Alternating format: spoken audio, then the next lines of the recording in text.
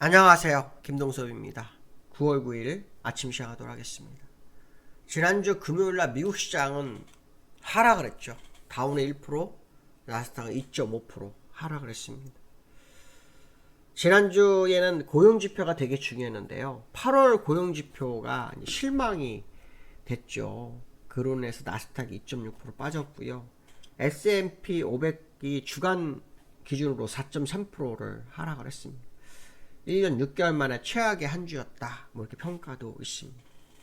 시장에서는 미국의 비농업 일자리를 관전 포인트로 봤는데요. 14만 2천 명이 증가한 거로 나왔습니다. 시장 예상치는 16만 1,000명 정도로 예상했는데 소폭 감소했죠. 그렇지만 실업률은 또 낮아졌습니다. 4.3%에 4.2%. 그러면 사실은 이 고용은 큰 의미가 없는 건데요. 시장이 좀 요상하게 반응을 하는 것으로 보입니다.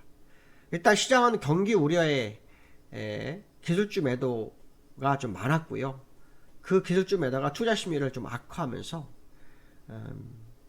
나스닥 종목들이 많이 빠졌습니다. 아마존이 3.7% 빠졌고요. 메타가 3.2%, 알파벳이 4.1%, 엔비디아가 제일 중요한데요. 4.1% 빠지면서 시장을 많이 밀어냈고요. 브로드컴이 10% 급락을 했습니다. 엔비디아가 사실 이번 하락장의 주도자죠. 지난번 실적이 엄청 좋았는데도 빠졌습니다. 이유는 미 법무부에서 반독점 조사를 하고 있다고 합니다.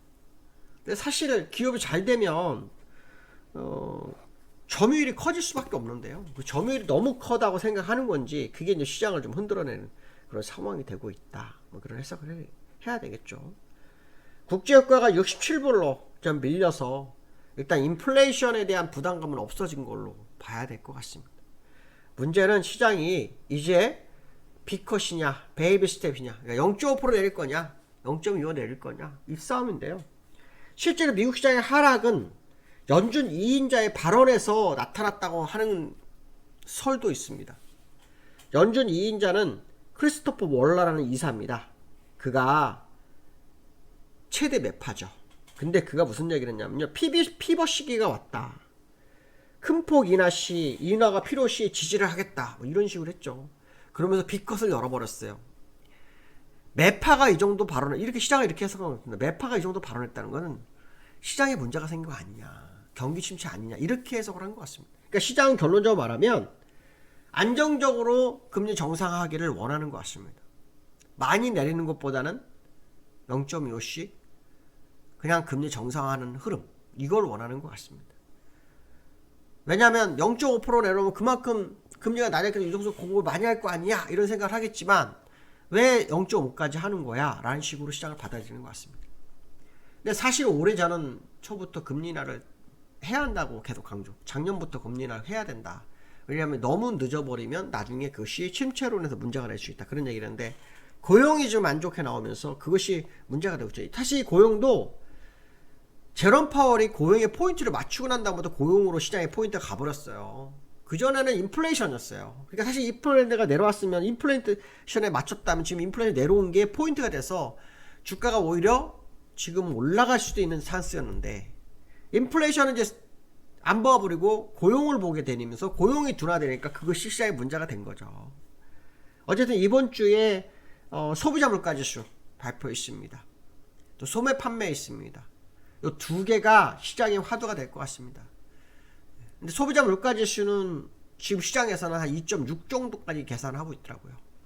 그래서 소비자 물가지수는 나쁘지 않을 거라고 보고 있고요. 소매 판매가 이제 문제죠. 왜냐하면 미국 시장은 소비가 전체 산업의 3분의 1을 차지하고 있기 때문에 이들의 행보를 확인해야 되는 상황일 거다. 그래서 이번 추석 기간 동안 17일, 18일 동안에 FOMC 정례 회의가 있어요. 그로 인해서 시장에서는 그런 뉴스 나옵니다. 리스크 관리를 해야 되는 것인가, 이런 발언도 있고요.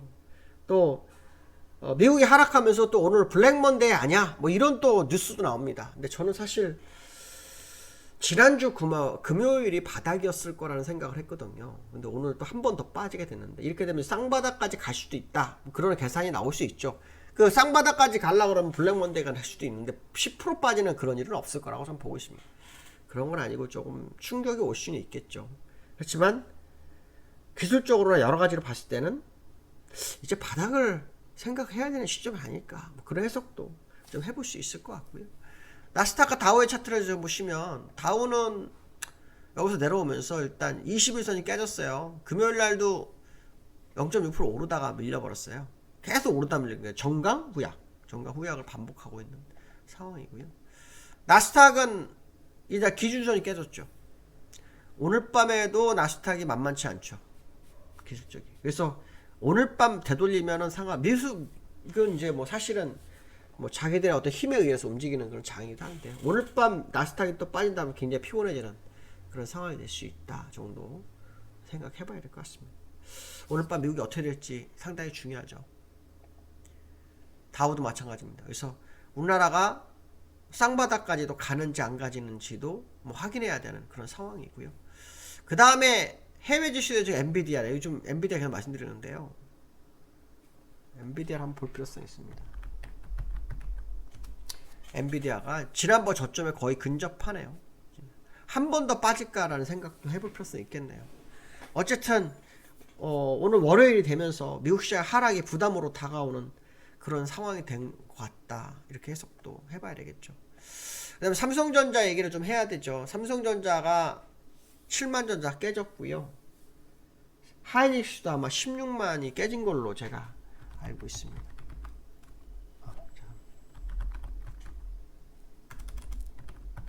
하이닉스도 뭐 필요했는데요. 16만원, 15만 6,400원에 끝났거든요. 저는 하이닉스가 삼성전자가 바닥일 확률을 열어두고 보고 있습니다. 바닥일 확률. 삼성전자 여기서 지금 후행 추세선 연장선이고요. 하이닉스는 쌍바닥일 확률이 높아요. 그래서 오늘은 삼성전자 하이닉스가 얼마나 선방해 주는지를 봐야 됩니다. 시초가는 약간 밀려서 시작하겠지만 뭐 대폭 하락은 아닐 것 같고요. 소폭 밀려서 삼성전자 하이닉스가 받쳐주는지를 봐야 됩니다. 삼성전자 7만전자 깨지면서 개미들은 패닉이 왔죠. 삼성전자 믿었는데, 사실 삼성전자가 액면 분할 전후로 가면 350만원입니다. 낮은 가격 아닙니다. 근데 엔비디아라든가 애플에 비하면 턱없이 낮은 가격이죠. 근데 그 전에 삼성전자 가격으로 보면 350만원 낮은 가격이 아닌데, 상대 비교를 하게 되면 정말 싼 상황이 될 수 있는데요. 얼마 전에 HBM3 그렇죠, 5세대 납품일 NVIDIA 하기 시작했다라는 트랜스포스의 어떤 트렌드포스의 발언이 있었는데도 불구하고 영향을 못 받아서 이제 그 영향을 좀 받을 만한 시점이 되지 않았을까, 뭐 이런 해석을 해보고요. 문제는 D램인데요. D램이 그나마 강자잖아요. D램이 회복세가 좀 멈칫하고 있다, 뭐 그런 얘기도 있어서 오늘 흐름을 좀 보셔야 될 것 같고요. 시장 코스피 바닥이 어디냐, 이게 이제 시장의 관전 포인트가 될 것 같아요. 네, 코스피 바닥이 어디냐. 코스피가 이제 여기까지 간다면 지금부터 150포인트 더 빼야 되거든요. 150포인트. 기술적으로는 사실 진짜 어려울 거라고 보거든요. 저는 기술적으로는 코스피가 오늘 만약에 진짜 2,500을 깨느냐가 싸움인데요. 기술적으로는 저건 굉장히 어렵다고 봅니다. 기술적으로는 이격이 좀 없다라는 얘기를 해야 될까요? 이격이 좀 없어요. 그래서 오늘 뭐 개파락 일단 출연할 것 같긴 한데요. 어떤 흐름인지는 한번 지켜봐야 될 것 같습니다. 제가 볼 때는 이제 거의 마무리 국면 아닐까라는 생각을 좀 많이 하고 있는데요. 한번 지켜볼 필요성이 있습니다. 수급적으로 좀 문제가 있긴 합니다. 왜냐하면 외국인들이 지난주에 2조를 팔았거든요. 근데 기관은 샀어요. 근데 외국인들이 얘가 매도하지만 얘는 또 일단 팔지 않는단 말이죠. 그 얘기는 일단 생각이 조금 다른 상황이 좀 되고 있는 상황이라서 오늘 얘가 매도를 멈춰주는지를 좀 보셔야 되고, 얘가 매수를 추가로 하는지도 확인하는 하루가 돼야 되겠다, 뭐 그런 해석을 해봐야 될 것 같습니다. 오늘 여기까지 하겠습니다. 감사합니다.